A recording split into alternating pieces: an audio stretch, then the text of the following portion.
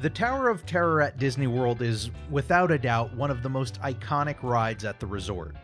The neon lights, the creepy lobby, its placement down at the end of Sunset Boulevard.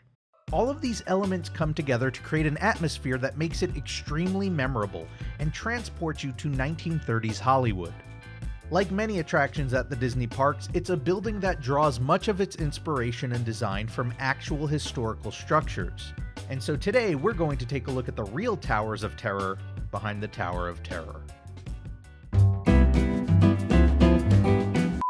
Now, according to Disney, the Tower of Terror in Orlando, Florida is largely inspired by two historic hotels in California. The first is the Mission Inn in downtown Riverside, just about 50 miles outside of LA. The Mission Inn actually began as a small boarding house called the Glenwood Cottages in 1876. It was built by one Christopher Miller, who had moved to California to be an engineer at a tin mine. Just a few years later, he sold the business to his 21-year-old son Frank for $5,000. Frank had much grander plans than his father. In 1902, after nearly a decade of planning, he replaced the original building with the Glenwood Mission Inn, a destination resort that cost him $250,000 to build. It was designed by Arthur Benton and was named after the Mission-style architecture that the building sported. See, Mission Revival architecture mimicked the building style that was utilized just a century earlier by Spain, who had established a series of religious missions in what would become California. That revival would last throughout the 1930s, and its popularity in Southern California at the time is what would tie it so closely to the aesthetics of Golden Era Hollywood. The Glenwood Mission Inn would continue to grow, and by the 1930s, Glenwood would be dropped from the name, making it simply the Mission Inn. Wanting it to be a true destination resort, Frank Miller would spend decades filling it with valuable artwork, furniture, and relics. Kind of like the pre-show rooms in the Tower of Terror. The Mission Inn is still in operation today. The other hotel mentioned by Disney is the Biltmore of Los Angeles.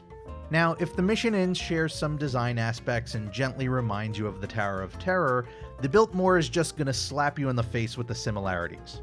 Ready? Here you go. I mean, look at that. That's pretty much the Tower of Terror lobby right there. Opened to the public in 1923 at a cost of $8.5 million, it was touted as the largest hotel west of Chicago. It was designed by the New York architectural firm of Schultz & Weaver, and the hotel sports 1,400 rooms and a restaurant big enough for 1,500 patrons. The Biltmore specifically also serves as a bit of a narrative inspiration too. According to the story of the attraction, the top of the Hollywood Tower Hotel features the Tip Top Club. On the ride itself, it only exists as a reference on the building directory in the lobby, but in the made-for-TV movie adaptation, we get to see it realized. The Biltmore of Los Angeles features its own club called the Biltmore Bowl. It was a very popular nightclub in the 1930s and 40s that saw countless Hollywood stars pass through its doors, including Walt Disney himself. It even played host to a few of the early Academy Award ceremonies back in the day. It also served as a popular filming location for movies like Ghostbusters and Beverly Hills Cop. Today, the resort goes by the Millennium Biltmore Hotel, and a trip to the Rendezvous Court will allow you to visit a bigger and definitely less dusty version of the Tower of Terror's lobby. Disney has also listed some other California landmarks as loose inspiration for the attraction, including Elysian Park and Griffith Park for the landscaping, and the Chateau Marmont. It's particularly famous in LA for all of the crazy stories from over the years that involve a lot of famous celebrities. And in the Tower of Terror, as Rod Serling puts it, the Hollywood Tower Hotel is a beacon for the show business elite. It's not surprising that a ride set in a hotel in 1930s Hollywood would resemble hotels from 1930s Hollywood.